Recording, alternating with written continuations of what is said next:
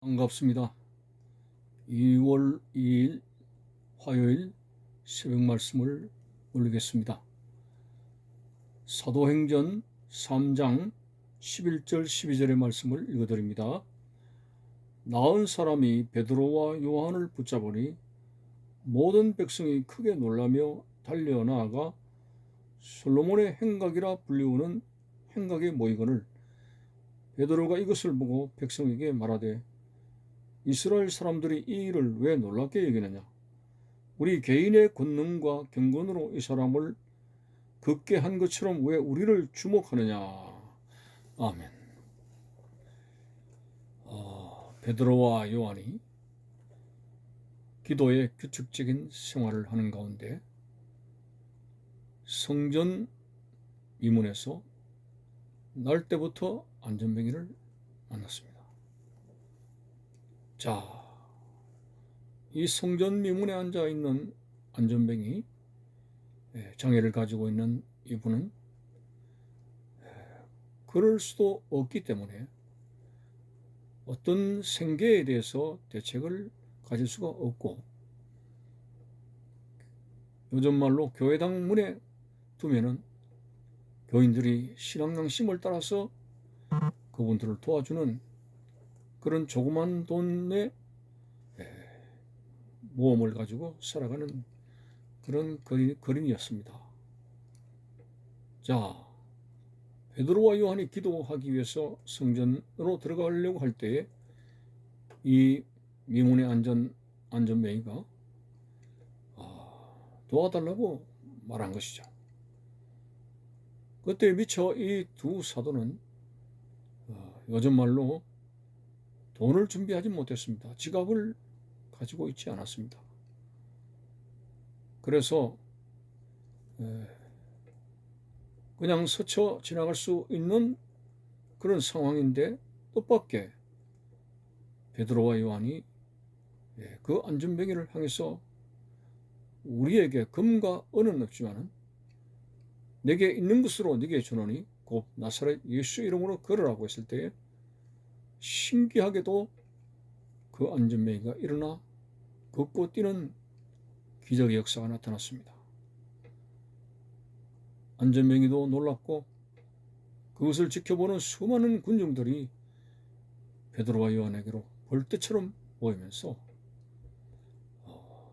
대단한 사람이라고 칭송을 하는 것이고 신에 가까운 인물이 아닌가, 예언자적 어떤 그런 큰 인물이 아닐까, 이렇게 주목을 하게 됐을 때 베드로와 요한은 여러분 왜 우리를 주목하십니까? 이 안전뱅이를 고치게 된 것은 개인의 권능이 아닙니다. 여러분이 십자가에 못 박아 죽이신 바로 나사렛 예수 그리스도께서 이 사람을 일으켰습니다.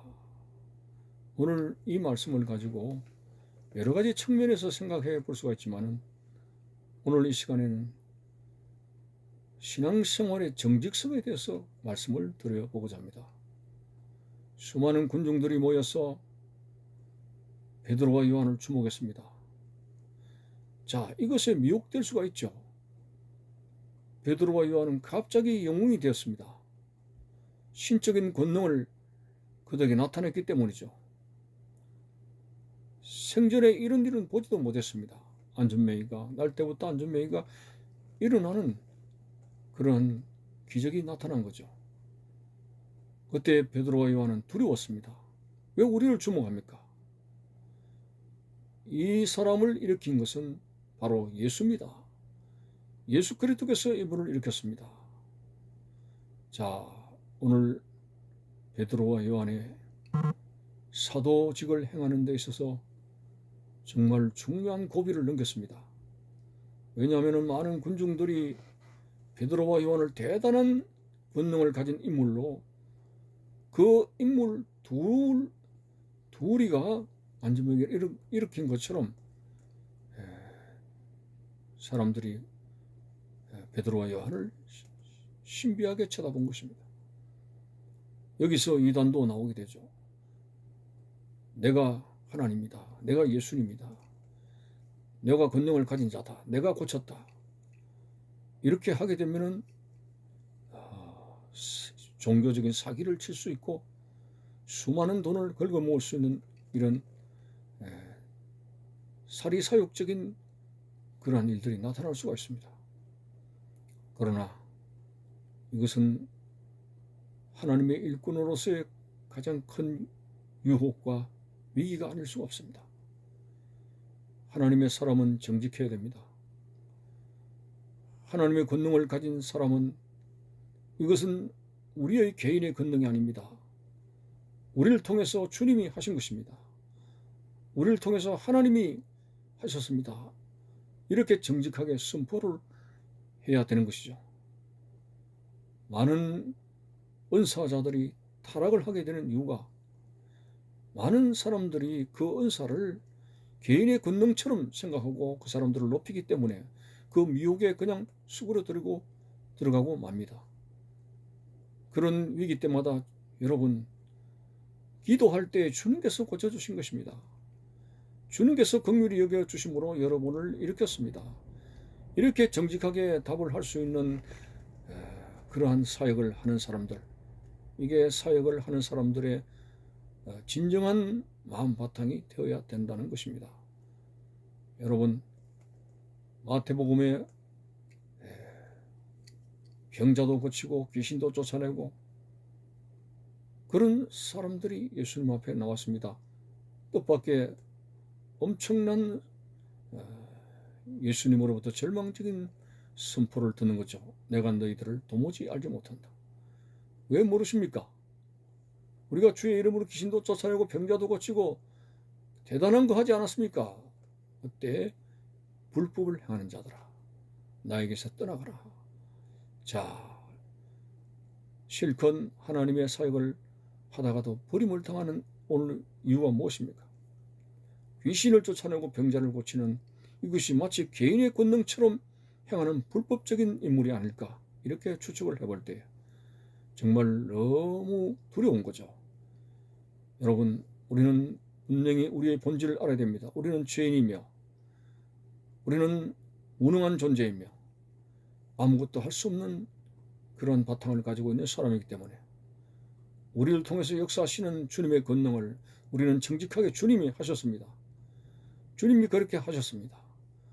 우리가 사람들로부터 호응받는 어떤 결과가 나타난다 할지라도 그때마다 사람들이 몰려와서 대단해요. 정말 훌륭하십니다. 뭐 이런 그 칭찬들이 사실상 우리의 삶의 큰 위기가 아닐 수가 없습니다. 이런 위기가 올 때마다 우리는 아닙니다. 하나님의 은혜입니다. 저희들은 연장에 불과합니다. 하나님이 우리를 들어서 사용하셨습니다. 이렇게 정직하게 해야만이 사탄이 일곱 길로 물러가고 우리는 지속적으로 하나님의 은사를 나타내며 하나님의 사역을 감당할 수가 있습니다. 많은 그리스도인들이 이 부분에 대해서 미혹을 당해서 수없이 넘어지게 됩니다.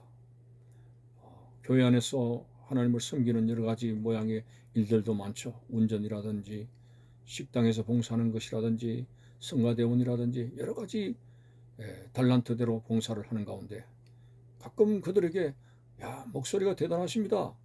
리더십이 굉장히 좋군요. 당신에게 이런 좋은 점이 있을 줄 몰랐습니다. 막 이렇게 할 때에 사실상 칭찬 들을 때에 우리의 신앙생활 위기가 될 수가 있죠. 아닙니다. 저는 연장에 불과하고요. 하나님께서 은혜를 더하셔서 이렇게 나타나고 있습니다. 이런 고백을 하지 못한다면 우리는 사탄에게 지게 됩니다. 어떤 좋은 결과를 가져와도 많은 사람들이 칭찬을 하더라도 우리는 사탄의 늪에 빠질 수밖에 없습니다. 여러분, 하나님께서 왜 인간을 만드셨습니까? 사람들로부터 영광을 받으시기 위해서 만드신 겁니다. 영광은 우리의 것이 아닙니다. 영광은 하나님의 것입니다. 절대로 하나님의 자리에 들어가서는 안 됩니다. 우리는 우리의 자리를 지켜야 됩니다. 그럴 때 하나님께서 우리를 인정하시고 우리의 달란트대로 하나님이 사용하시게 된다는 사실을 잊어서는 안 될 것입니다. 오늘 여러분 먹든지 마시든지 하나님의 영광을 위해서 하라고 바울이 권면하게 됐을 때 우리의 삶의 목표와 전부가 나를 통해서 하나님께 영광 돌리는 겁니다. 세상 사람들은 야망을 가지죠. 내 이름을 높이겠다. 세상에서 출세하고 돈을 많이 벌어가지고 나라고 하는 가문을 빛내겠다. 나 중심적인 어떤 결과물을 들고 상당히 노력하며 살아가고 있습니다만 그거는 대단히 잘못된 것입니다. 적어도 하나님을 아는 사람은 하나님 앞에서 얼마나 무능한 존재이며 하나님께서 건강을 주시지 않으면 아무것도 할 수 없고 하나님께서 지혜를 주시지 않으면 하나님께서 그러한 여건과 형편을 허락해 주시지 않으면 우리는 아무것도 할 수 없다는 사실 앞에서 정말 우리는 진솔하게 하나님의 은혜입니다. 왜 이 고백을 하지 못하고 미혹돼서 자기 자랑을 해야 됩니까? 바울은 예수 그리스도를 알고 나서부터 그런 인간적인 자랑거리는 박사학이라든지 가문이라든지 이런 것은 다 배설물로 여겼습니다. 우리를 구원하게 십자가에 못 박으신 예수 그리스도만이 가장 고상하다라고 했습니다. 그렇습니다. 우리는 본질적으로 주님만을 높이며 살아가는 그러한 만물의 영장입니다. 영광과 존귀는 하나님의 것입니다. 우리가 높임을 받을 때 조심을 해야 됩니다. 두려워해야 됩니다. 내가 하나님이 받으실 영광의 자리에 내가 왜 머물게 되는가? 정말 두렵고 떨리는 마음으로 우리 본연의 모습을 사람들에게 나타내는 것이 좋죠. 나는 허물도 많고 여러 가지 성격적인 결함도 많고 그래서 어떤 면에서는 바울의 말처럼 우리의 약한 것들을 자랑하는 것이 좋습니다. 나는 이렇게 약한 것들이 많다는 거죠. 그러면 사람들이 저 약한 자를 들어서 강한 자를 부끄럽게 하시는 하나님의 능력으로 저분이 진정 일을 하시는구나. 그래서 그들은 하나님을 주목하게 되고 하나님께 영광을 돌리는 그러한 모습을 가지게 되는 겁니다. 오늘 얼마나 많은 그리스도인들이 이것을 깨닫지 못하고 정직하지 못하고 하나님의 자리에 우리가 머물러거리는 그런 일들이 많습니다. 오늘 이것을 이기지 못하면 우리는 하나님의 일을 하면서 많은 결과를 가져온다 할지라도 그것은 아무런 의미가 없을 것입니다. 여러분, 이스라엘 백성들을 애굽에서 인도하시고 광야 40년 그리고 가나안 땅으로 인도하신 분이 누굽니까? 어떻게 보면은 모세와 아론입니다. 사람들이 가장 밀접하게 동고동락한 사람이 모세와 아론이었습니다. 모세와 아론이 이스라엘 수백만 명을 가나안 땅으로 인도했다고 보게 될 것입니다. 그렇지만은 시편에 보면은 시편 기자가 모세와 아론의 손을 통해서 하나님이 이스라엘 백성들을 광야에서 인도하셨다고 분명히 그렇게 말씀하고 있습니다.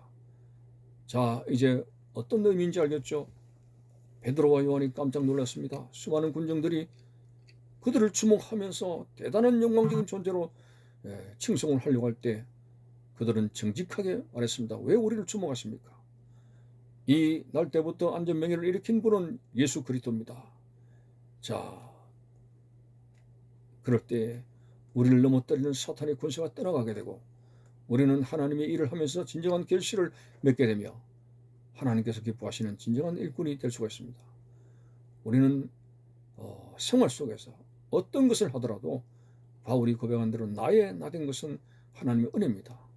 수없이 많이 듣고 있는 말씀이지만은 그런 유혹에서 이겨내지 못하고 내가 영광스러운 존재다, 내가 했다 하면서 자기의 관록을 나타내는 경우가 있습니다.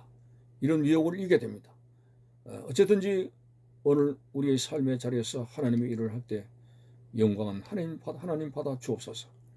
정직하게 나는 내가 행한 것이 아닙니다. 나를 통해서 성령께서 역사하시고 나를 통해서 주님께서 인도하시고 하셨습니다.